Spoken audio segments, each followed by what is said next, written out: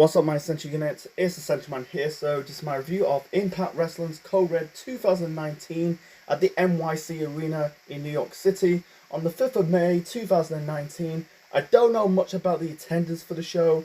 This was Impact Wrestling's first monthly special on the Impact Plus app. The Impact Plus app is their version of the WWE Network. Before that, they ended up doing these one-night only shows. I just don't give a fuck. That's just me.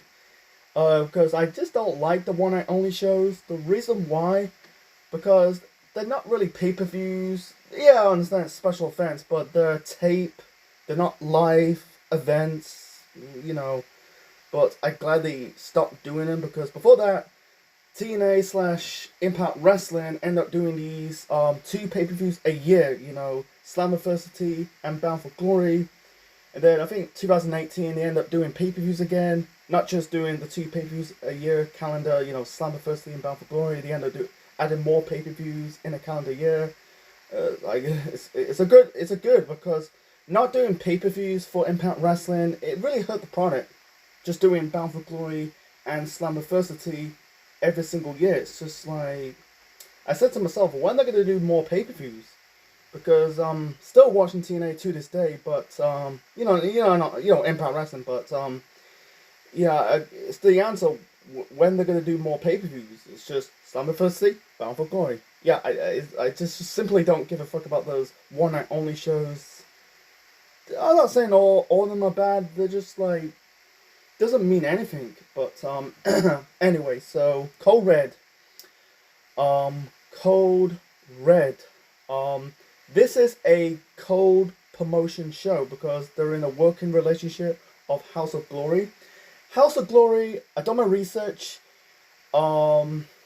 It's founded by former X Division champion. I think he's a 3-time X Division champion, Amazing Red. I don't know about this promotion. It's on YouTube. I heard like JD from NY is working with that promotion. He's on the show. I'll get to JD later on in this review. So some of these wrestlers competing in this show, I'm not really familiar. It's good for the HOG guys getting some exposure, because Impact Wrestling is a bigger promotion than House of Glory. I'm not saying it in a snacky, mean way. I'm just saying it's more bigger because Impact Wrestling is formerly known as TNA. Total no stop action wrestling, but it's more bigger than House of Glory. But it's good to see Impact Wrestling giving those HOG guys some exposure on a bigger stage. It's good. I think this show took place a week or two after the Rebellion pay-per-view, I think. So yeah, and by the way, there is no story going into it. There's no storylines built to the show. They're basically add to the last minute. So yeah, it's not really hurt. It's not like, oh, I don't care, blah blah blah. It's just basically just Impact Wrestling versus House of Glory. It's just what it is. No storyline build. That'll be in the next Impact Plus special. It's basically their supercar show. You know, glad they're doing, 1 month a supercar show, another month a pay-per-view. You know, it's like, I hope ECW did it back in the 90s. Hope WWE get rid of some of these pay-per-views and do supercar shows. But that's just me. But it's unlikely. But anyway, so let's get to the show. The commentators for the show are Josh Matthews and Don Callis. So the first match to kick off the show, we got a 6-way scramble match. This is for both. I'm not saying necessarily both, but this is for the X Division Championship and the House of Glory Crown Jewel Championship. I don't understand why, but the original match, it was supposed to be Rich Swann versus Amazing Red for the X Division Championship. Unfortunately, Amazing Red basically backed out. I don't know what's the reason why he backed out, not facing Rich Swann for the show. Maybe it's injury. I found on Wikipedia it's legit. He retired. I simply don't know at this point, but I just don't know. But So the six-way scramble is added to the last minute. Like I said, there is no story built throughout the whole show. It's just basically just Impact Wrestling guys versus House of Glory guys, HOG for short. So the competitors in this six-way scramble match, we got the X Division champion Rich Swann. We got the House of Glory Crown Jewel champion Montequila. Ace Austin. No, I know who Ace Austin is. Evander James with Matthew Ryan Shapiro. No, he's not related to Joey Ryan. Let's be honest.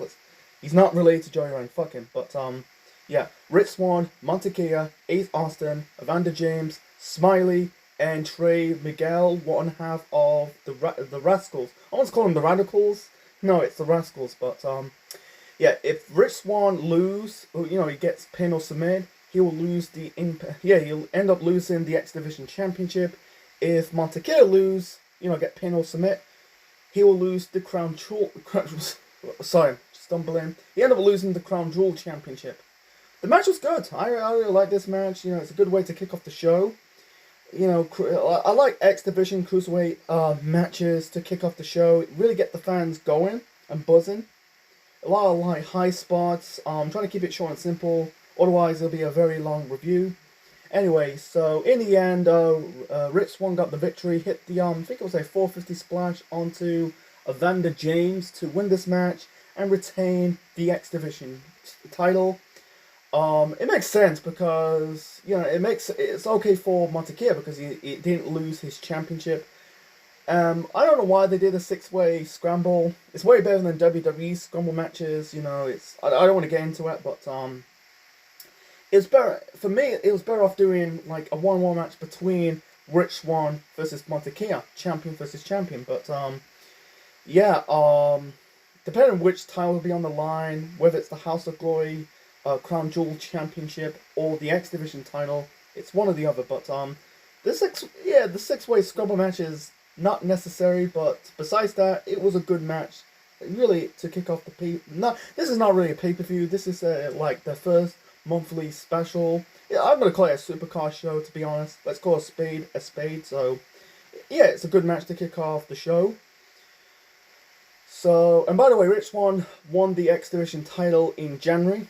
He went on to win the Impact Wrestling World title the following year. That's another story for another time. So anyway, so the next match, this is a triple threat match for the House of Glory World Heavyweight Championship.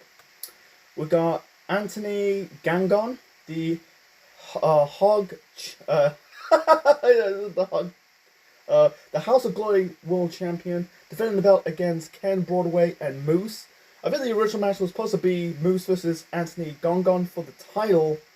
I'm guessing Broadway was added to the last minute. By the way, JD was not in this match, but on commentary. He did well. He did well. He's professional. I'm not a big fan of JD. Calling people goons. But that was outside. That was outside. Not he's professional because he's in the wrestling business. But he did well, explain these wrestlers' backstory. Gangon is the longest reigning House of Glory champion. He still is to this day. Holy shit. He's held the belt since 2018. Holy shit. 3 years. Anyway, so the match was good. It was a good match. One more of the match, Moose kind of flipped off on both Broadway and Gangon. He came back. The match was really good. In the end, Moose was going for the no jackhammer needed, but instead I think he kind of flipped off the fans, giving the fans the middle finger, stormed off. But in the end, Gangon got the victory over Broadway. He hit a fireman's carry knee strike for the win to retain the title. I don't know why Moose walked out. Beats me. I think I don't want to get into it. Well, I like Moose. I think Moose has been wasted in Impact Wrestling. I don't think he's won a single title. I think he won that crappy Grand Slam championship years ago, but he's never won. So far, he's never won. He should be world champion. I don't get it. I don't want to get into it. That's another topic for another time. But besides that, the triple threat match for the HOG World Title was a good match, man. It wasn't a fantastic match. It was a good, fun match. To what it is, I'm stumbling, but it was good. Nothing. It wasn't fantastic, but it was a fun match. What I'm trying to say. So the next match, this is a tag team match. We got the North. That is Ethan Page, now in AEW, and Josh Alexander taking on the two members of the Rascals. Jesus Christ, keep calling them the Radicals. You know, like the Radicals, the faction with Eddie Guerrero, Chris Benoit, Dean Malenko, Perry Saturn. Holy crap, they are the Rascals. That is was it Desmond, Xavier, and Zachary Wentz. Yeah, I'm gonna say it again. Yeah, Desmond, Xavier, and Zachary Wentz. I think right now they're in NXT. They are Nash, Carter, and Wesley. The match was good. It was all about strength over speed. I think they beat them at the Rebellion pay-per-view. I might review that show one day, but I don't know. But like I said, no build to this. This is added to the last minute. No like story going into the show. Anyway, it was speed over strength. It was good.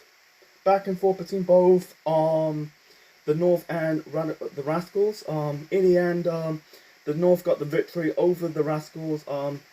They performed like a spine buster, an aided spine buster onto Wentz for the victory. I think it's what are they called? I think they call it the tornado. Or was it the tornado of the North? I think they're called their tag team finisher for the win. I think the North is very underrated. I don't know. I think Joss is like recently. I think he's in the world title picture. He fought Christian Cage for the Impact Wrestling World Title. Even Page is now with Scorpio Sky. What's it called? Man of the Year in AEW. You know they're doing their own thing. I don't know. I think they were tag team champions during that time before even Page left to go to AEW. But yeah, this was a good match. You know, so the first three matches of the show were good. They were good. They're not decent, they're not fantastic, but they were fun matches. They were fun matches. So moving on to the next match. So I need a drink of water first before I talk about what is the next match. The next match, this is another tag team match. This is for the women. We got Scarlett Bordeaux and Sonia Strong taking on Tessa Blanchard and Violet. Violet is, I think they announced that Violet was the first House of Glory Women's Champion. This is Tessa's first, this is like one of her first matches as a babyface because, yeah, she was a heel at the Rebellion pay-per-view against Gail Kim. She turned face in the process after, beating Gail Kim. Yeah, she's on her way becoming, the first and only women to hold the men's world title. Anyway, so the match was good. I think this match was good. Scarlett Bordeaux, she's good. I never seen Scarlett Bordeaux. I kind of like in and out. I don't want to say necessarily don't watch Impact Wrestling. I watch some bits and pieces, but I never like see her wrestling. But she kind of, I thought she's gonna be green, but I said like she's better off as a valet, but fucking hell, she is good. She can go in the ring. There's one spot in this match. I think Tessa was going for like the Code Red. No, yeah, he was. I think it was the Code Red or the Canadian Destroyer. It's the same move. Tessa was going for like her version of the Canadian Destroyer / Code Red. Scarlett countered it and hit her own version of the Code Red / Canadian Destroyer. I'm trying to keep it short. I'm trying to keep it short, to be honest. Otherwise, it'd be a very long review. Anyway, so in the end, Tessa and Violet got the victory. Tessa hit the Magnum. It's basically Chris Jericho's Cold Breaker and a Hammerlock DDT for the win. It's really funny that later on in the summer, Tessa ended up feuding with Sami Callihan, and that's another story for another time. Because Tessa at this moment in time is be in that China position, fighting the men. That'll be later on in the summer. So moving on to the next match. The next match we got Michael Elgin versus Willie Mack. This was good. This show so far overall is starting to be a decent show. Back and forth between both Willie Mack and Elgin. I think it's good technical style wrestling. And also, I think one more of the match. I think Mac hit Elgin with a. I think it was a corkscrew or a springboard plancha onto Elgin. In the end, Elgin hit the I think he hit the Elgin bomb for the win. He hit the turnbuckle power bomb and the Elgin bomb for the victory. And then afterwards, he kind of like cut off one of the turnbuckles in the ring. He really ripped off a turnbuckle pad, trying to hit. I think he was going for like a power bomb. The turn. What was it? The buckle power bomb. Willie Mack onto the exposed turnbuckle, but instead the referee, I think it was a black referee, trying to stop them. Elgin hit him. He tried to hit like the power bomb, but instead Mac countered it. Willie hit Elgin. He kind of catapulted him into the exposed turnbuckle. Sorry, Jesus Christ, I'm stumbling, but and that was end. That was the end. Elgin getting the victory was good. Elgin was. I'm not really keen on Michael Elgin. I think they wasted. He was wasted in Impact Wrestling. I don't know what the reason is. It's just he was kind of there. So moving on to the next match. The next match. This is a intergender tag team match. We got Johnny Impact and his wife Taya Valkyrie, who is at the time the Knockouts champion. That's almost say defending, but they're taking on the Edwards. That is Eddie Edwards and Alicia Edwards. The hyping up. This is the first husband and wife tag team match. I don't think they ever did one ever since or before that. Beats me. But by the way, I'm gonna say Impact Wrestling, but Johnny Impact, aka John Morrison, he lost the Impact Wrestling World Title against Brian Cage at the Rebellion pay-per-view. So he enters this match without the title. Brian Cage did not show. I think he suffered an injury. I don't know, but Valkyrie won the title. This is the beginning of Taya Valkyrie's. I think she held the belt for a whole year before dropping the belt to Jordynne Grace. Because she won it at Homecoming. So yeah, the match between Impact, Valkyrie, Eddie and Alicia. This was a good match for me. This is match of the night for me. I really enjoy the chemistry between both tag teams. It was really funny with Johnny and Taya kind of kissing before the start of the match. I think like you had basically Johnny hit Alicia in the face with the kick. And then Eddie ended up kicking Taya in the face. And also Don Callis keep bringing up Taya Valkyrie's height. Don Callis keeps calling her like, she must be 6 foot. I don't think she was 6 foot. I think she's about between 5'8", 5'10". She is tall, Taya Valkyrie.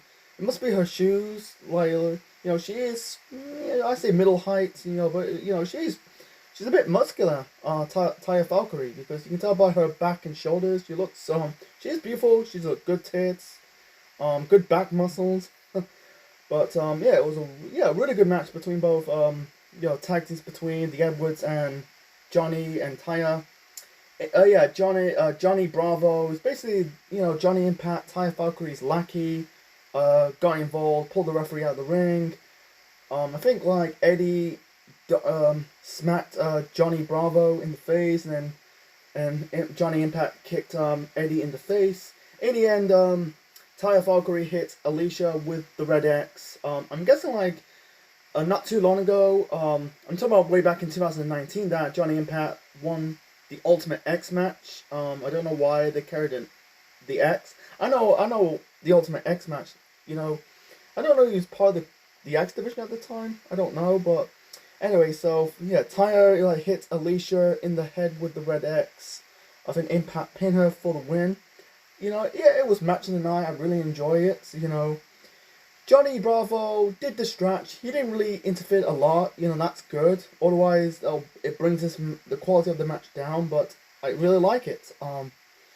So the next match, this is a three-way for the. I think this is for the Impact Wrestling Tag Team Championships. We've got LAX, that is Santana Ortiz, future members of the Inner Circle in AEW, defending the belts against the Chris Brothers, represent OVE, and the New York Wrecking Crew. That is Chris Seaton and Smooth Blackman, or Smoothie Blackman, whatever his name is. The announcers bring up that both Santana and Ortiz are not just the Impact Wrestling World Tag Team Champions, they are the House of Glory Tag Team Champions. They're kind of working both companies. By the way, this is Johnny Impact's, I think it was one of his last appearance in the company before going to WWE in the autumn. Same as Santana and Ortiz. This is one of their last appearance before going to AEW. Debut at, I think it was at the Fight to the Fallen pay-per-view, I think. It's been a long time since I've reviewed these shows. I'm talking about Fight to the Fallen 2019. Anyway, so the three-way match was fun for what it is. The fans were trying to go back to Ohio to the OVE crew, including the main event. They really don't like OVE. It's funny that in the last match they were cheering for Eddie and Alicia because they're from Boston, and booing Johnny Impact and Taya Valkyrie. I think they're from California. I think Taya's from Canada. I don't get it, but you can tell like the fans were really, LAX was over. They were trying LAX. They just don't like OVE, Anyway, the match was, it was a fun match for what it is. Sometimes I'm not a big fan of these three-way, four-way tag team matches, It's just what it is. I don't want to get into it, but in the end, Santana and Ortiz got the victory, retained the tag team titles. So moving on to the main event. The main event, this is an OVE rules match. We got the draw, Sami Callihan taking on Tommy Dreamer. This is the weakest match of the show. Wasn't a bad match, but at the same time, I think this match belonged on Impact Wrestling, not on a. This is not a pay-per-view. It just doesn't really feel like. I don't know. I'm just not gonna be pissed off, but this is in 2019, not right now. But I feel like this is belong on a normal episode of Impact Wrestling. Anyway, so the fans were basically they were chanting "Go back to Ohio" towards Sami Callihan. There were "Bring the Puppet" chants. There were some physical moments in this match. You had Tommy Dreamer kind of staple Sami, kind of use a stapler gun and staple Sami. I think it was on the back area, because Sami was wearing like his vest. Why Dreamer using a stapler beats me. There was "Bring the Puppet" chant. Sami grabs like a puppet. He kind of kicked the puppet out of the ring, give the fans a middle finger. He had to like grab like a wrench. I don't know what it is. It's basically this type of wrench. Kind of pull it in Tommy Dreamer's mouth. Instead of a thumbtacks, there were Legos. There was Legos in this match. A bunch of piles of Legos in the canvas. I think Dreamer hits Sami with a cutter onto the Lego. I don't know what. I think it's starting to get a little bit goofy with the puppet and the Lego spot.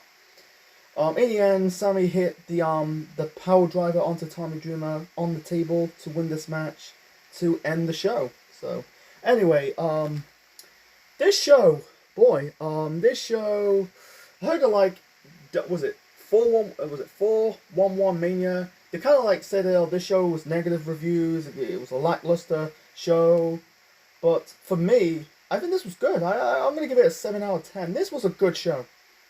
No matches in the bad. They were good. I think the match of the night for me has to be the intergender tag team match. Taya Valkyrie, Johnny Impact versus Eddie Edwards and Alicia. From top to bottom, this was a good match, a good show. The main event was decent. I don't really put it okay. It's back and forth between the okay, but it's the weakest match of the show. But it's the debatable. I can put it in the okay or the good. It's still a good match, but nothing in the bad. This was 7 out of 10. A decent show.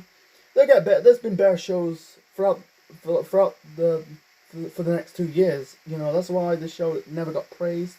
I don't know. It's way back in 2019, but if you watch it time and again, you can tell that this show, like I said, not good. It wasn't a great show, but wasn't terrible.